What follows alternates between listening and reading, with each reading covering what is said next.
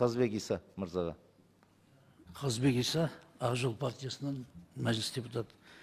Мен жалпы сұрақ емес, менде осы бір өткенде де айтып едік осының тұсаукесерінде Ерлан Аңсағанұлы Қиясов мырзаға, вице-министр, сізге сол кезде де біздің депутаттарымыз қазақша сұрақ қойғанда орысша жауап бердіңіз.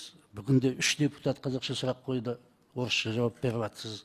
Осы бүгін 15-20 шақты адам баяндама жасап сөйледі. Сонда 2 адам қазақша сөйледі. Жаңағы Бердіқұлов Мақсат және қазіргі мына вице-министр Қуаныш Асылханұлы. Рахмет. Өткенде мен айтып едім, осы біздің парламентте жүрсең де, үкіметте жүрсең де, жалпы Астанада жүргенде қазақша сөйлеген адам көрсең, шетелде жүріп қазақ көргенде қуанып кетесің деп.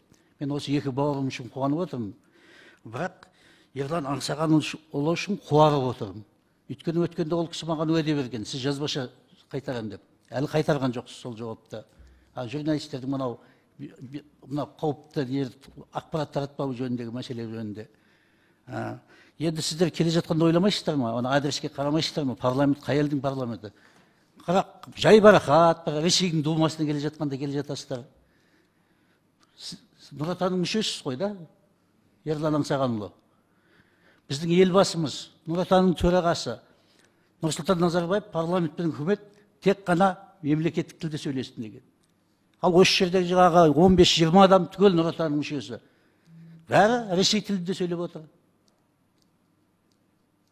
Ол ойланатын уақыт болды ғой енді. 30 жыл болды. Біздің парламентте Дементьевалар, Платоновтар, өзге ұлттың өкілі, Шиповский бұрыннан келе жатқан қазақ тілінде сайрап сөйлеп баяндама жасап жатыр ғой. Мен мысалы өзге ұлттың өкілдерін айтып отқан жоқпын, неге қазақ мемлекет тілде сөйлемейсің деп.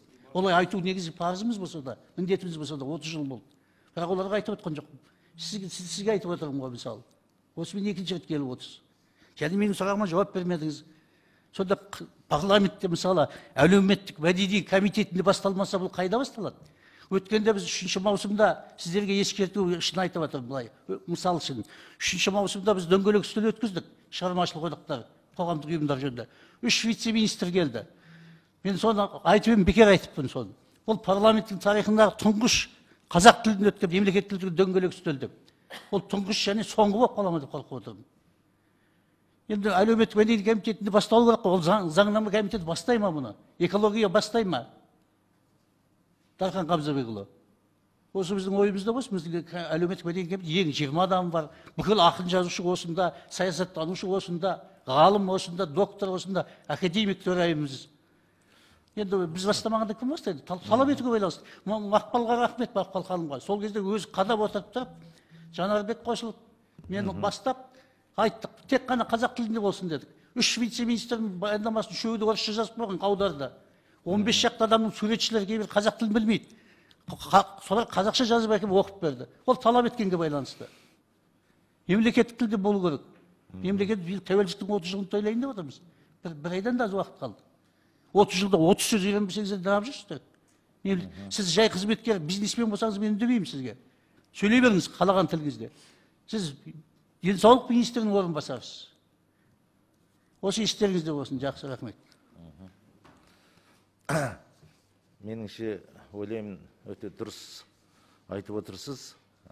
Бұл біздің іс бұрын басқа заман, қазір басқа заман, талап та басқа. Сондықтан да біртіндеп біз мемлекеттік тілді қолдауды өзімізден бастауымыз керек. Енді құрметті Дархан Қамзабекұлы, өткенде жаңағы балалар құқығында мен айтып едім. Елбасымыз Нұр Отанның төрағасының тапсырмасын сонда тек Ақ жол мен ғана орындаймын ба деп. Нұр Отандықтар неге орындамайды деп. Барлық партия орындау керек. Барлық партия орындайды, Құда қаласа.